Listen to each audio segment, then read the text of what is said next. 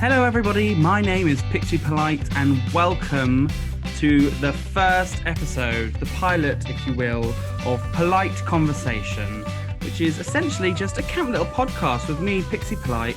Every episode, I will be having a new camp drag guest from across the scene, across the country, and maybe even international. We'll see how we go. And we will just be chatting. I'll be getting to know them and asking them my 21 fabulous questions to get to know their drag a little bit about them, their past, and their thoughts on drag. And my first guest, my guinea pig, if you will, is someone I've known for very many years. She is... Why are you laughing? I've not even... Shush, I've not introduced yet. It's someone I've known for many years. She's a stagey ass bitch with blue hair. It is, of course, the lovely Jade Justine. Say hello, Jade. Hello, Jade. Now, Jade, before we begin, hello, how are you? I'm okay. I'm doing all right. Thank you, darling. How are you? I'm very well. And how has the pandemic been treating you? Oh, the less we talk about that, the better. Do you know what I mean? So, Jade, I've got my 21 drag questions for you. Are you ready for a bit of polite conversation?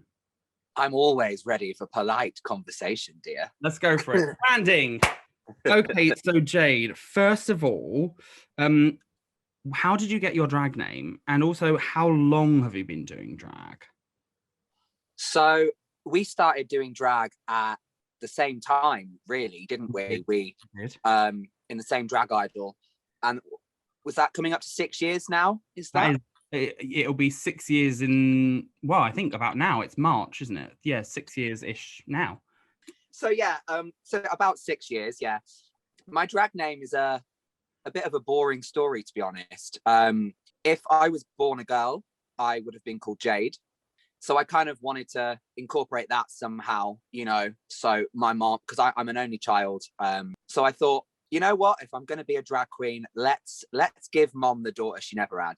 And then I kind of wanted a little bit of alliteration. I wanted JJ. So I started off calling myself just Jade. People got very confused. And obviously Facebook wouldn't let me use just as a first name. So I was just on Facebook trying to create a profile and playing around. And Jade Justine came into my head and I was like, oh, that'll do for now. And here we are 6 years later. I think that's the case with a lot of people's drag names, though. They're kind of like, well, this will do. And then it just sticks. Yeah. Was the first time we met the first time that you were properly starting drag? Or had you kind of been dabbling for a while before that? I'd done a little bit of drag, but I wouldn't really class it as drag.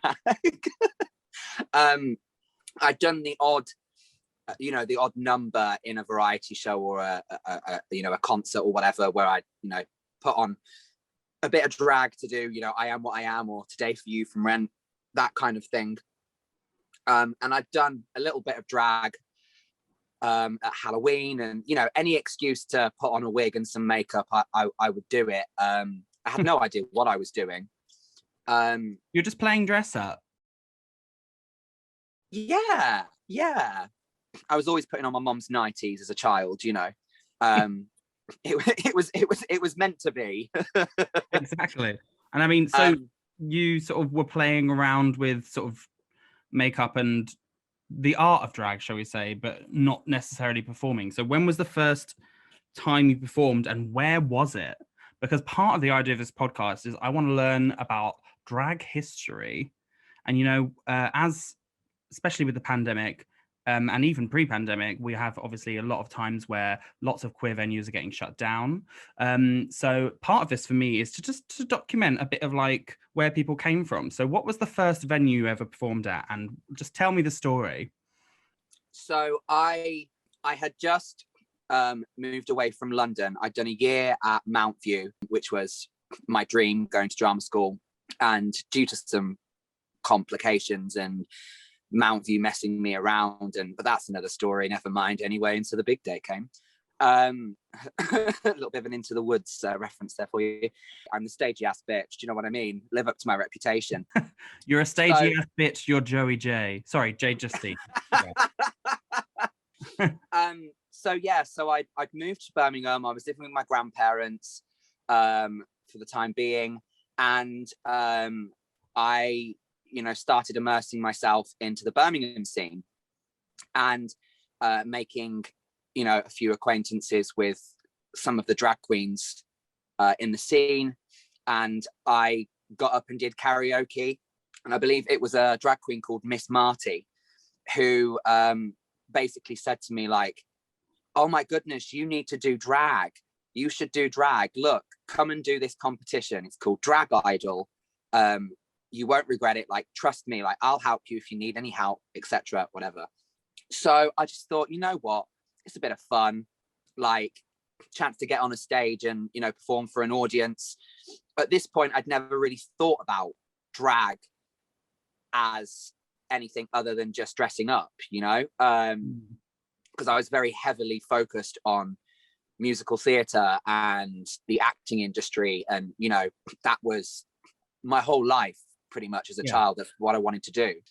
So I entered Drag Idol at Eden Bar in Birmingham, and the first time I'd ever got on a stage in drag was at the first heat that year, and it was myself, it was Something Wong, it was Jenna Da Vinci, and it was also another queen who I believe doesn't do drag anymore. And there might have been someone else, I don't know. But Something Wong won the first heat, and basically everyone was saying to me, look, your performance is great, but you don't look the part. I was on stage in like a black hipster dress with like a black beanie and like black lipstick, dark makeup on stage, like doing like John Coates like Disney. You were dressed like an emo but acting like a Disney princess, basically. Yeah.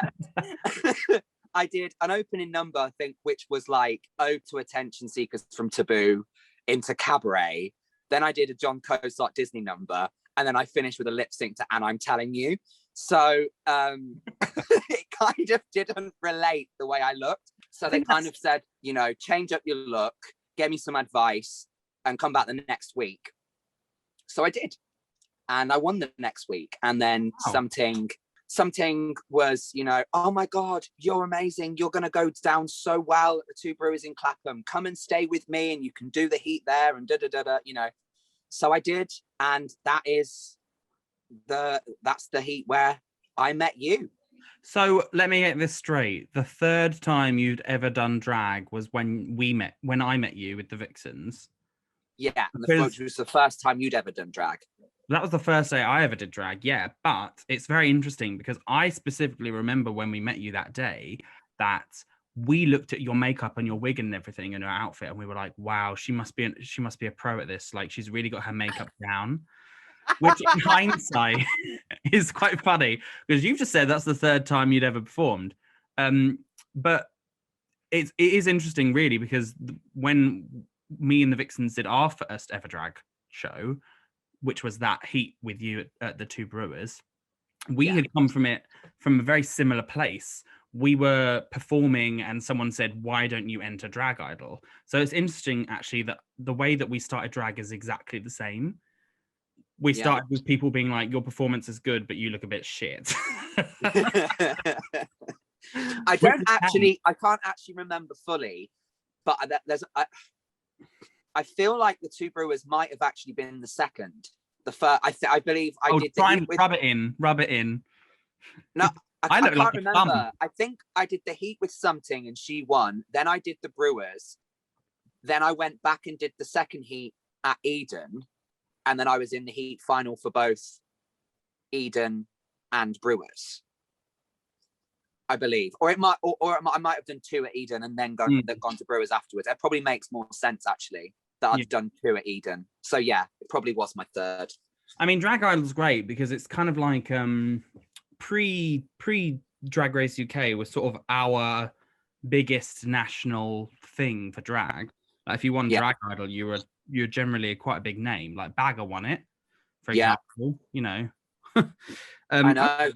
Camp. I mean, what lovely reminiscing. See, this is what this podcast is about for me. It's for me to hear stories from people about where they started, where they've been, and where they are now, and where they're going. Because I just find it all very interesting.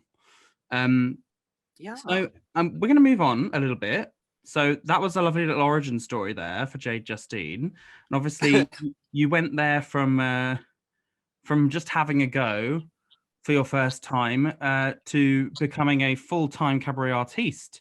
Other than the pandemic, but we're going to stay in the past right now because this next question is basically I want to hear about the first Pride you ever went to and what you thought of it at the time. Because this is also something I find interesting because I first went to Pride many, many years before I'd ever seen drag. So I'm very interested to hear your experience. The thing that's coming into my head, I believe, is the first Pride I attended. It's a long time ago now, darling. Do you know what I mean? The memory's not what it used to be. I believe it was Birmingham Pride. Okay, so we're still in Birmingham on our chronological journey. I mean, this was before I lived in Birmingham, but all of my mom's side of the family are all Brummies through and through, you know. So Birmingham was the closest, you know, major Pride to me. And I remember this was like, I don't even know whether I can't remember. I've probably done like drag at like a concert and stuff, you know, to that extent, more like a theatre costume rather than drag, you know. And it was me, my mom, and a friend at the time who I remember he was like a couple of years below me in high school, and then like reached out because he was like, oh, I'm gay now, and I remember you came out at high school, so I'm going to reach out to you because you're close to me. So we like, you know, had a little bit of a friendship going on. Actually, I believe that this Pride, I think, was the last time I did anything with him. Yeah. If you're listening, could you imagine? I can't remember what happened now, but I think like. Do you remember how old you were? No, I really don't. If you had to guess. I remember I was skinny and I was a twink, so probably quite a while ago. Yeah. See, if I had Google now, I could have a look and see what year Luke was in Big Brother. It's this really fit muscle guy called Luke who was in Big Brother. I don't remember him. But oddly specific that you remember that, but nothing about how old you might have been or when you might have been in your life. Well, just the reason that I remember that is because I'd watched that season of Big Brother in the summer. And then when we went to Birmingham to Pride, I remember watching the parade, and he was in the parade, like he was a model for one of the companies, you know, like topless with the sash on. Yeah. And I remember being like, oh my God, it's Luke. So then, you know, when the parade kind of all come to a finish and got to Her Street, I went up and I spoke to him and I had a photo with him. So that's why I remember it was that year, you know. Well, bit of showbiz gossip there. Jade Justine meets Luke from Big Brother. Where is he now? Who the fuck knows? No, you know, the Circle is currently on, just started. Yes. And we just had the Celebrity Circle. I think that is the 21st century. Well, not 21st century, because Big Brother was in the 21st century too. But I think that's like the tech age Big Brother now, the Circle. The Gen Z Big Brother. Yeah, very that. We're too old for all that. Though I do love the Circle. Anyway, that's a sidebar. Ignore me. We can discuss the Circle later. You digress. I remember just kind of being really wide-eyed and just seeing loads of fit, attractive men, and also just seeing like a whole area of people that weren't afraid to be feminine and weren't afraid to just be their authentic selves and just have fun and be like camp and loud and vibrant. And I just remember walking through being like, oh wow, okay, I'm really not alone. Like I'm not the ugly duckling, you know. I'm not the outcast, you know. Like Yeah. there's a whole community, you know. I just remember feeling really overwhelmed and also just really blessed that, you know, I experienced my first Pride stood next to my mum, you know, and she, you know, she took me there and we had a laugh, and, you know, it opened her eyes a bit more. I mean, she'd been to Prides before I had, you know. And I just remember just really enjoying the day and just, I don't know, just feeling really lucky, like to have the mum that I have, you know, and to have that support. And I think that was the moment I kind of started to realize, okay, like, I don't have to hide anything from her. Like, you know, she accepts me for who I am and everything. And just, just really, just feeling really lucky and blessed and happy, to be honest. That's amazing. And I mean, I think the fact that you managed to obviously experience your first Pride with family is great, but I don't know. I think Pride in general for young people, I think the first time you go to Pride is a strange experience because it is, as you say, it's overwhelming. But I think it's very important also, as you were saying, to see that there is a community and that there are people like you, and even, you know, no matter what letter you are in our alphabet, you're not alone. So yeah. And I mean, I think the great thing about Pride is as well, often there's a lot that you can go and see if you're under 18. So if you're like 14, 15, 16, you can still go to the parade and do all that. I think it's actually quite amazing. I think I'm trying to think. I think it was probably, was I about 17, maybe 6? I honestly don't. I couldn't tell you. I really couldn't tell you. Never mind. Anyway, so the big day came. That is a Jade Justine / Into the Woods reference. Okay, so we've touched on Pride. And at this point, I'm just going to say to anyone listening, Pride's very important. So be loud, be proud, and intersectionality is key. But we're going to move on after that very uplifting, lovely chat about how your mother's so supportive. That's incredible. And we're going to stay in the past now. And I want to hear about who's your oldest drag friend? So another drag performer who you're friends with. How did you meet? You've told us a little bit about how you met Miss Marty and she got you into drag. Would she be your oldest drag friend? Is there someone else who you're sort of more close to? Let's hear the tea, mama. Mama. Oh, I embarrass myself sometimes. I think it's difficult because I think it depends on how you define it, like, how you define friend. Yeah. Yeah, I would say, you know, oh, I'm friends with Marty, you know, because if I see her, you know, she'd be like, have a catch up and how have you been getting on? And you know what I mean? Like, oh, I haven't seen you in ages. So good to see you, that kind of thing. But is there anyone else then that you're like quite pally with, who's like someone who's seen you from the beginning, like through your journey sort of thing? I mean, my first ever true friend that was a drag queen, or is a drag queen, should I say, that I met through drag is Something Wong. And there was a point from that first, you know, initial drag idol heat for the next few years that we were very, very close friends. I would go to London frequently and stay with her, and I'd talk to her like multiple times a week on the phone, and you know, we were very close friends.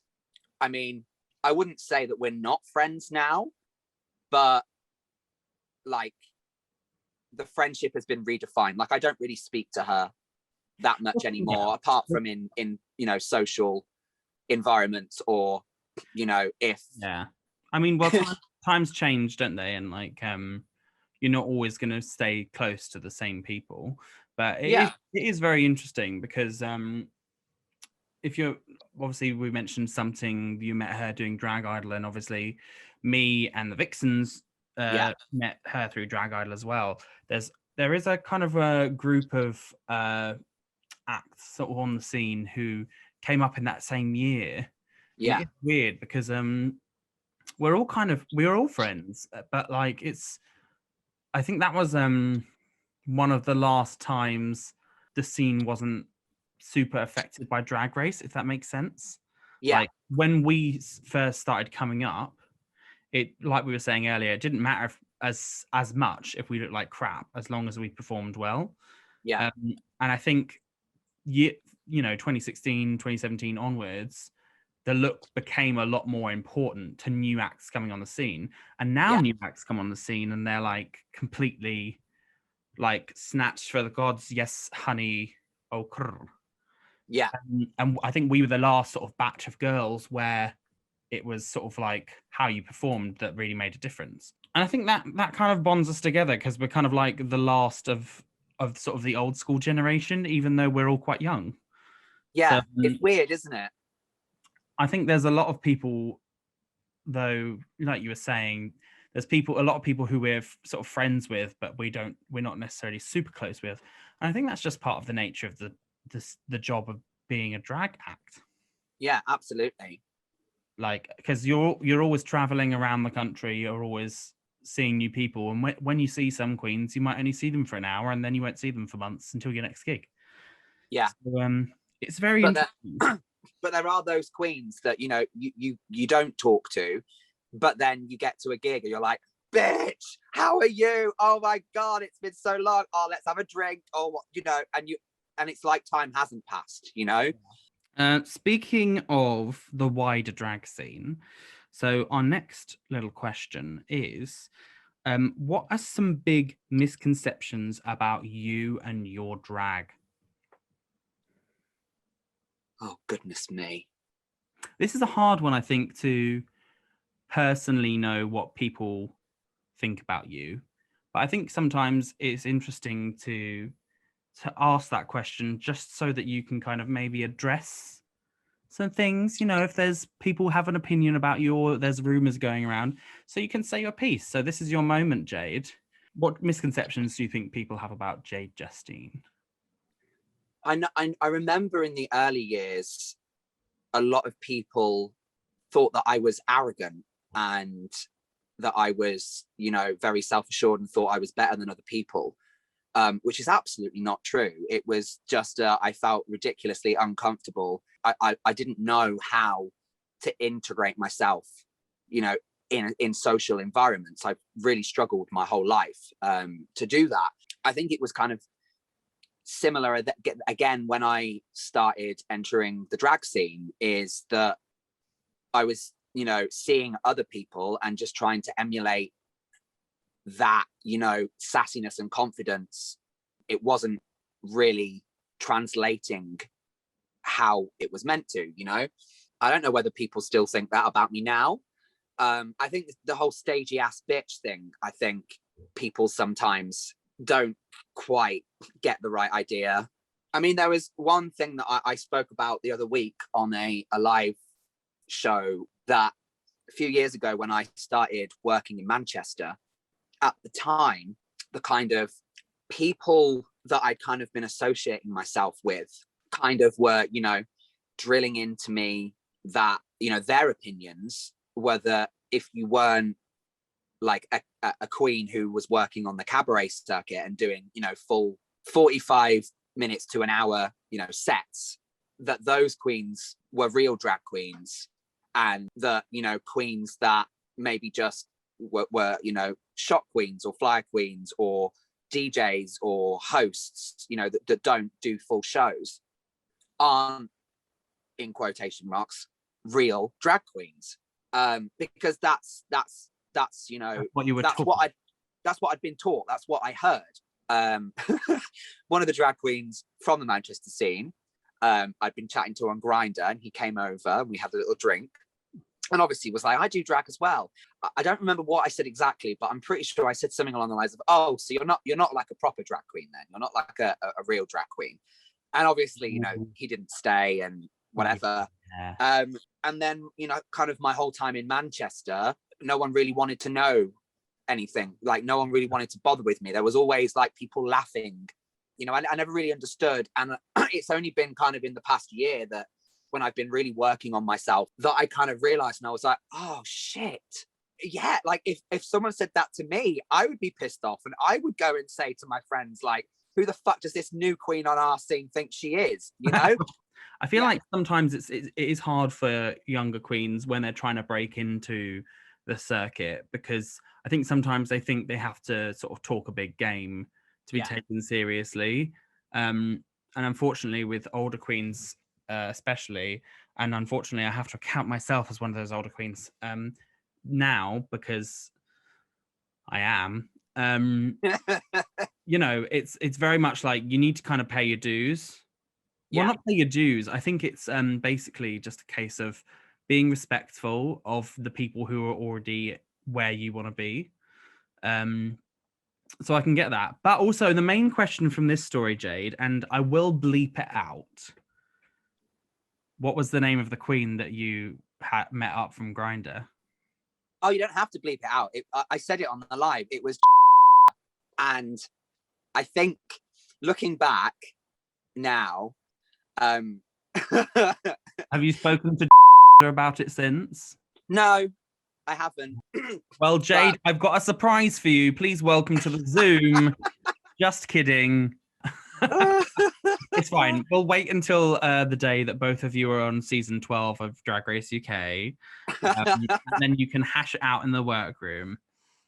But I remember I did they do a competition in Manchester called Village Got Talent, and it was all to raise money for charity, and one act from each venue enters, and so I was asked to enter for Thompson's, so I did, and I arrived, and I'd taken this skit that I'd done at Knockout, which was the nursery rhymes with the impressions and the costume changes and all of that very intricate, complicated shit. And as I went on to do my act, I'd like not long just started and the music just cut out. And they were like, your music's faulty, your music doesn't work, all of this. So I had to, in the end, I just did it a cappella, and I just did this whole sketch like without any music, without any like, because I had voiceovers for like Timmy the kid and all of this, you know. So I just had to improvise on the spot. And was hosting Village Got Talent, and his very close friend was doing the music. So I can guarantee right now, because my music worked, like it worked. We tested it before. Like they threw me under the bus, but I still came second. So, you know, silver lining and all. Wow, the drama. You're spilling the tea today on but of course you're politely spilling the tea because we're having a polite conversation. Exactly. That's so interesting. Okay, so you know, maybe one day you'll all be the best of friends. Who knows? Well, exactly. This is the thing. I don't have any animosity to anybody, and you know, I'm a different person now than I was back then, and so are they. And I know that when we do open up, I'm going to be a very different Jade Justine coming back onto the circuit than I was before the pandemic. Amazing. And like, it is interesting that you're saying, you know, oh, I don't hold any grudges, like I'm a different person than I was, because I think that's true of everyone, like just in life. I think when you're like 20 years old, you sometimes think, you know, you've got everything figured out. And being that younger person, I know how annoying it is when someone older than me says that. But it is true. If we look at our lives 5 years ago, we are different people and we've learned so much. Absolutely. So like, life's too short to have drama amongst the kingdom and the queendom, you know. Absolutely. And do you know what? It sounds like you're running for Miss Drag Universe or something, and you're like, I just wish we could all be friends. It's very that girl in Mean Girls, you know. I just wish we could paint rainbows. I can't remember what the quote is now. God, I'm an awful millennial. I should know that. Insert Mean Girls quote here. I'll do it first. Okay, so we're gonna do a few quick fun questions now. So let's go for it. So the first one, who's your style icon?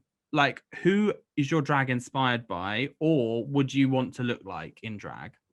Oh, that's the tricky one. I don't really know who is a style icon.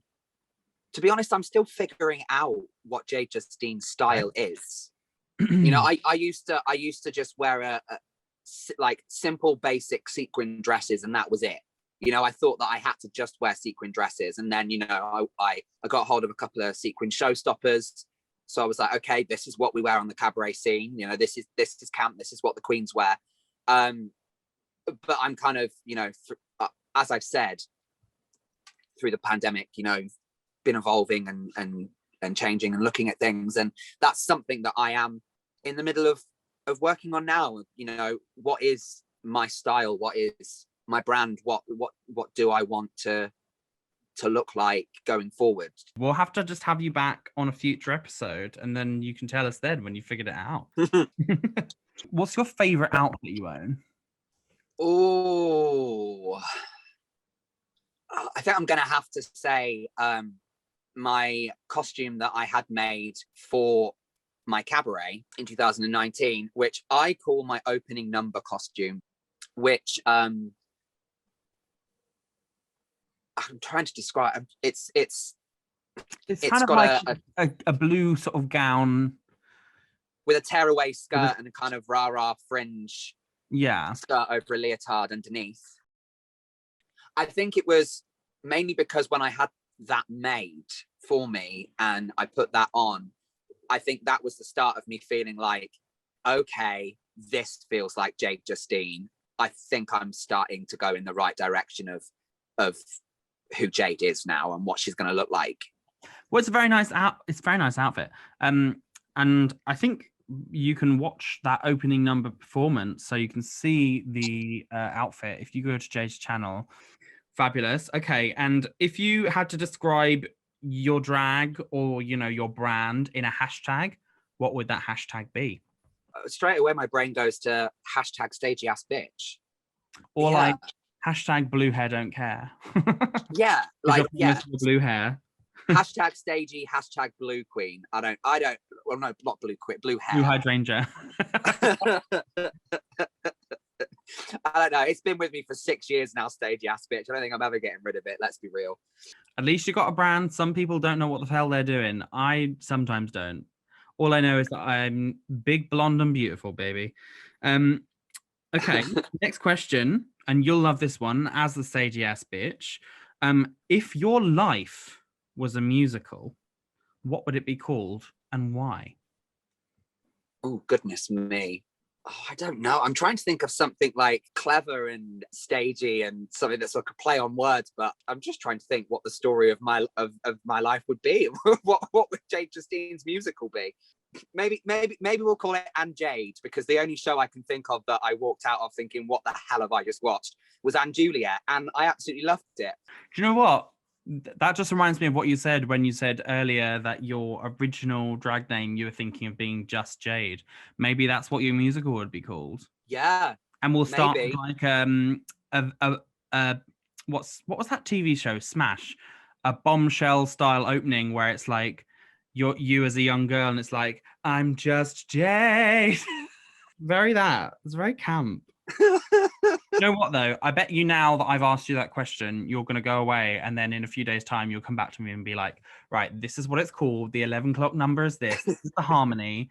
Like you're going to come back with a full musical. I know you will. Oh yeah. Okay. So yeah, it's this big, you know, the 11 o'clock number will be you having a flashback to being on a Grindr hookup with.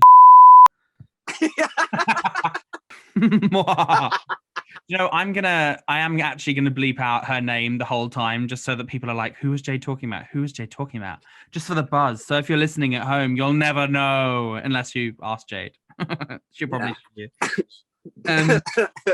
Okay. I'll tell you if you tip £5 to my PayPal, paypal.me/Jade Justine drag. Oh. Now we're gonna just move on to some pop culture. We've talked about musicals. Now I want to hear, what's your current TV obsession? What are you obsessed with at the moment? Because I'll tell you mine while you have a think. My current TV obsession is rewatching Ugly Betty on Disney. Yeah. Just because it's so camp and silly, though I have realized when rewatching it that the language used in it quite often is, by 2021 standards, occasionally problematic. Yeah. But it's a very camp show. I am also watching Ugly Betty from the start again. I did also absolutely adore WandaVision. WandaVision. It was just art, wasn't it? Like, Was. just the detailing and the music, and that little WandaVision in every single theme tune. It was Agatha all along. Like, very camp. I mean, I think was just genius and fresh. And I there's not been any TV show that has done what WandaVision did, and I think it was stunning. But apart from that, because that's not really current, because that's been and gone now, I am kind of balls deep in The Circle right now. I was very excited because the other day, I don't know when this is going to come out, but the other day, a new player entered The Circle who was someone that I trained with at Mount View. He was my third year, who I was really good friends with while I was there. And genuinely, like, he helped me through a lot of difficult times at Mount View. And that was Scott, who is playing Dorothy. And is he a friend of Dorothy? He is a very big friend of Dorothy. Mm-hmm. See, I haven't watched any of this series yet. I'm planning to catch up. So yeah, so that's got me excited. It's very weird seeing, a show that I love and adore, and then all of a sudden someone who I know in real life is there with all of these contestants. It's very weird. I mean, you're sat there being like, it's weird seeing someone I know on a national TV show. Jade. We know Tia, we know something, we know Bagger, we know Vinegar, like, whatever, it's fine. Yeah. Let me know, guys, in the comments or whatever. I don't know. This is going to be on YouTube. What's your current TV obsession? Let me know. What do I need to check out? Okay. What's the craziest thing you've ever done in drag? It could be the craziest, most exciting thing you've done, like performance-wise, or it could be the craziest story where you fell in a gutter and met Matt Damon or whatever, or it can be anything you like. I'm not 100% sure, and while I have a think, I'm about to wet myself, so I'll be right back. I apologize. Okay. Don't keep that. We're going to take a short break, and while Jade relieves her bladder. In the meantime, make sure you go and check out the Vixens merch and also Jade's merch on tuckshopuk.com. Spread a little bit of pixie dust by liking, commenting, and subscribing to my channel. Thanks for listening, guys, and make sure you stay tuned for part 2.